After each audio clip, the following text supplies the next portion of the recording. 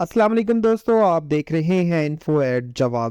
Doctor مشتاق احمد جٹ کی کتاب سے بنی اسرائیل سے اسرائیل تک قسط نمبر 6۔ عام طور پر یہ کہا جاتا ہے کہ 19ویں صدی میں صہیونی تحریک کا آغاز ہوا۔ اس تحریک کا مقصد فلسطین کو تقسیم کر کے یہودیوں کے لیے ایک الگ ملک کا حصول تھا۔ جیسا کہ میں نے پہلے بتایا ہے کہ یہودی ایک عرصہ سے ایسا چاہتے تھے، وہ ایک الگ بات ہے کہ تھیوڈر کو موجودہ صہیونی تحریک کا بانی مانا جاتا ہے۔ اسرائیل کا قیام اسی تحریک کا ایک کارنامہ سمجھا جاتا ہے۔ 2007 میں ایک مرتبہ جب میں مانچسٹر کی ایک مسجد میں جمعہ کی نماز کے بعد باہر نکلا تو دیکھا کہ ایک صاحب پمفلٹ تقسیم کر رہے تھے جس پر لکھا ہوا تھا کہ ہم مارکس اینڈ اسپینسر کے مال کے سامنے ایک مظاہرہ کرنا چاہتے ہیں اور آپ مسلمانوں کو بھی اس میں شرکت کی دعوت دی جاتی ہے۔ یہ اپیل ایک یہودی تنظیم کی طرف سے تھی۔ امام صاحب نے بھی اس مظاہرے میں شرکت کی اپیل کی تھی۔ میرے لیے یہ بات بڑی حیران کن تھی کہ ایک یہودی تنظیم یہودیوں کے سب سے بڑے خیر خواہ کے خلاف مظاہرہ کرنے جا رہی ہے۔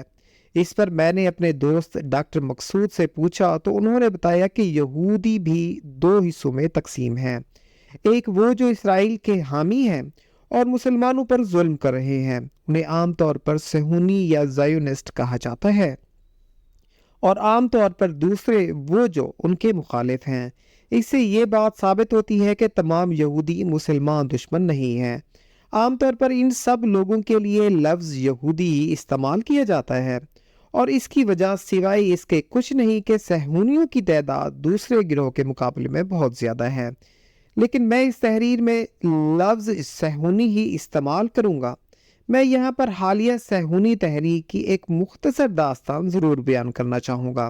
میں نے یہ جاننے کی بہت کوشش کی کہ زائونسٹ کا ترجمہ صہیونی کیسے ہو گیا، لیکن مجھے اس بارے میں کچھ معلوم نہ ہو سکا۔ عربی میں بھی اسے صہیونی ہی لکھا جاتا ہے۔ عمومی طور پر یہ اصطلاح قیام اسرائیل کے حامیوں کے لیے استعمال کی جاتی ہے۔ فلسطین کے لوگوں کا یہ کہنا ہے کہ وہ یہودیوں کے فلسطین میں قیام کے خلاف نہیں، البتہ وہ یہودیوں کے لیے ایک الگ ملک اسرائیل کے قیام کے خلاف ضرور ہیں۔ موجودہ صہیونی تحریک کا آغاز مشرقی یورپ سے ہوتا ہے۔ پہلی مرتبہ اس اصطلاح کو آسٹریا کے ایک یہودی نے استعمال کیا۔ عبرانی میں زایون کا لفظ یروشلم کے لیے استعمال ہوتا ہے۔ اس سے آپ یہ اندازہ لگا سکتے ہیں کہ یہودی پہلے دن سے ہی صہیونی تحریک کا مقصد یروشلم کا حصول ہی سمجھتے ہیں۔ تمام صہیونیوں کا ایک ہی خواب تھا کہ وہ کسی طرح فلسطین میں اپنے آبائی وطن میں دوبارہ سے ایک الگ ملک قائم کریں۔ وہ فلسطین کی زمین پر وہ اپنا حق جتاتے تھے۔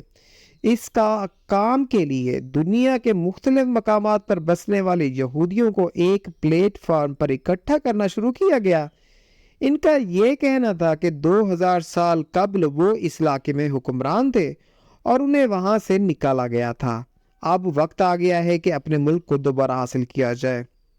میں نے پچھلے صفحات میں قبل مسیح ایک اسرائیل نام کی ریاست کا ذکر کیا تھا۔ دنیا میں جمہوری طرز سیاست کے فروغ کی وجہ سے انہوں نے یہ کیا کہ فلسطین میں ان کی کثیر تعداد میں آباد کاری ہی ایک قابل عمل اور مناسب راستہ ہے۔ اس کام کے لیے انہوں نے دنیا بھر میں پھیلے ہوئے یہودیوں کو فلسطین میں آباد ہونے کی ترغیب دی، اور پھر ایسا ہی ہوا۔ جن لوگوں نے صہیونی تحریک کی نظریات کو پسند کیا وہ صہیونی کہلائے، اور ان لوگوں کی نقل مکانی کا سلسلہ پہلے سے بھی زیادہ تیز ہو گیا۔ اس سے قبل بھی یہودی فلسطین میں آتے رہے، لیکن وہ کھلے عام کبھی بھی اپنی آمد کا مقصد اسرائیل کا قیام نہیں بتاتے تھے۔ یہ سب جان کر میں کہہ سکتا ہوں کہ ان کے ذہنوں میں ایک الگ وطن کی خواہش تو طویل عرصے سے موجود تھی، لیکن وہ اس موقع جبکہ وہ ابھی کمزور تھے اور سامنے سلطنت عثمانیہ بھی موجود تھی، کھلے عام اظہار نہیں کرنا چاہتے تھے۔ ایسا انہوں نے اسی وقت کیا جب انہوں نے سمجھا کہ اب وہ اپنا مقصد حاصل کرنے کی صلاحیت حاصل کر چکے ہیں۔ سلطنت عثمانیہ کے دور میں فلسطین میں یہودی آبادی کا 3% بھی نہیں تھے۔ وہاں 10% عیسائی تھے اور 90% کے قریب مسلمان آباد تھے۔ صہیونی تحریک کا باقاعدہ آغاز آسٹرو ہنگری کے صحافی تھیوڈر ہرزل نے کیا۔ اس نے 1897 میں ایک کتاب ڈیئر جارڈین اسٹاف یہودی ریاست لکھی، جس میں اس نے دنیا بھر کے یہودیوں کو فلسطین میں نقل مکانی کے لیے کہا۔ صہیونی تحریک کے آغاز کے ساتھ ہی پہلی جنگ عظیم کے بعد مشرقی یورپ، خاص طور پر جرمنی میں یہودیوں پر ہونے والے مظالم نے صہیونی تحریک کے لیے ایک مہمیز کا کام کیا اور اپنے لیے ایک الگ وطن کی ضرورت کے نظریے کو اکثر یہودیوں نے اپنایا اور اس کام کے لیے اپنی کوششیں مزید تیز کر دیں۔ 19ویں صدی میں روس میں ایک پروگرام کے تحت یہودیوں کے خلاف ایک مہم چلائی گئی۔ اس کے نتیجے میں بڑی تعداد میں یہودیوں کا قتل عام کیا گیا۔ دنیا کے کئی ممالک، خاص طور پر مشرقی یورپ میں اس طرح کے واقعات نے یہودیوں کی اپنے لیے ایک الگ وطن کی خواہش کو مزید تیز کر دیا۔ ایک اور بات بھی یاد رکھنے کی ہے کہ سب یہودی ایسا نہیں چاہتے تھے۔ کچھ کا خیال تھا کہ انہیں ایسی ملک کے لوگوں کے ساتھ مل کر رہنا چاہیے جہاں وہ رہتے ہیں، لیکن صہیونیت کے حامیوں کی تعداد میں تیزی سے اضافہ ہوتا گیا۔ اس دوران لاکھوں کی تعداد میں یہودی فلسطین آ کر آباد ہونا شروع ہو گئے۔ کچھ لوگوں کا خیال ہے کہ انہوں نے ایسا مذہبی نقطۂ نظر سے کم اور سیاسی بقا کی جنگ کے نقطۂ نظر سے زیادہ کیا۔ اب تک جو میں نے پڑھا، اس کے مطابق یہودی اس علاقے میں مذہبی معاملات کو بہتر طریقے سے ادا کرنے کی خاطر نقل مکانی نہیں کر رہے تھے، وہ یہ سب کچھ اپنی سیاسی بقا کی خاطر کر رہے تھے۔ یہ بھی ممکن ہے کہ کچھ لوگ مذہب کی وجہ سے نقل مکانی کر رہے ہوں اور کچھ سیاسی وجوہات کی بنا پر۔ یہ وہ وقت تھا جب برطانیہ جنگ عظیم اول کی وجہ سے ایک مشکل دور سے گزر رہا تھا۔ اس وقت وہ دنیا کے بیشتر حصوں پر قابض تھے اور اپنے ہی بوجھ تلے دبے جا رہے تھے۔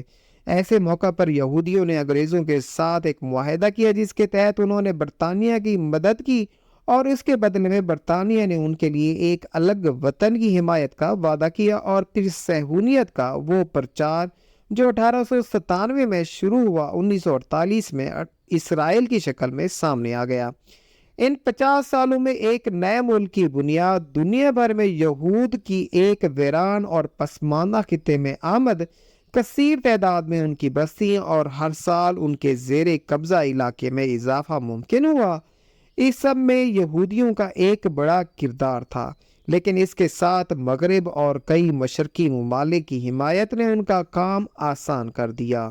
یہ بات بھی اہم ہے کہ 21ویں صدی کے اوائل تک پوری دنیا میں بسنے والے یہودیوں کی 40% سے زائد آبادی صرف اسرائیل میں رہتی تھی۔ ایک لحاظ سے یہ پچھلے 2000 سالوں میں یہودیوں کی سب سے بڑی کامیابی سمجھی جاتی ہے۔